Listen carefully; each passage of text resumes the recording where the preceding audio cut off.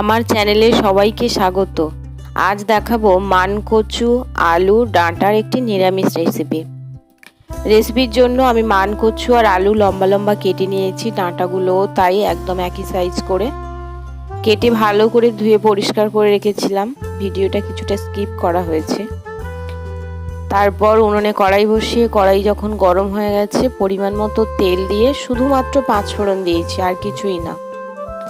5 ফোড়ন দিয়ে আলু, মানকচু আর ডাঁটাটা দিয়ে একটু ভেজে ভেজে নিয়ে পরিমাণ মতো হলুদ গুঁড়ো আর স্বাদ মতো লবণ দিয়ে অনেকক্ষণ নাড়াচাড়া করা হয়েছে। ভাজা ভাজা করে নিয়ে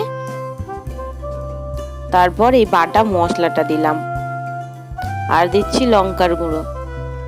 বাটা মশলাটার মধ্যে রয়েছে সর্ষে, জিরে, ধনিয়া, দারচিনি, লবঙ্গ, এলাচ খুব অল্প পরিমাণে একসঙ্গে এই মশলাটা তৈরি করা।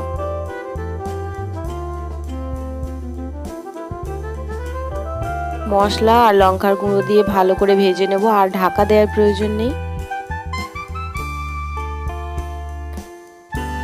সবজি কষানো হয়ে গেছে, এখন পরিমাণ মতো জল দিয়ে দিচ্ছি। মানকচু মাছের ঝোলের সঙ্গেও খুব সুন্দর লাগে, আবার এভাবে নিরামিষ ও খুব ভালো লাগে। আমরা আজকে নিরামিষ করছি মানকচু আলু ডাঁটা দিয়ে। ঢেকে রেখেছিলাম, আবার ঢাকনা খুলে সিদ্ধ হয়েছে কিনা দেখে নিচ্ছি। প্রায় সিদ্ধ হয়ে গেছে। একটু ঢাকনা খুলে আর একটু ঝোল কম রাখার জন্য ঢাকনা খুলে একটু উনুনে রেখে দিচ্ছি। আমার চ্যানেলটি যারা সাবস্ক্রাইব করেছেন তাদেরকে অসংখ্য ধন্যবাদ, আর যারা সাবস্ক্রাইব করেননি প্লিজ চ্যানেলটি সাবস্ক্রাইব করে আমার পাশে থাকবেন। আমার রেসিপি রেডি হয়ে গেছে, নামিয়ে নিয়েছি গরম ভাতের সঙ্গে পরিবেশন করার জন্য।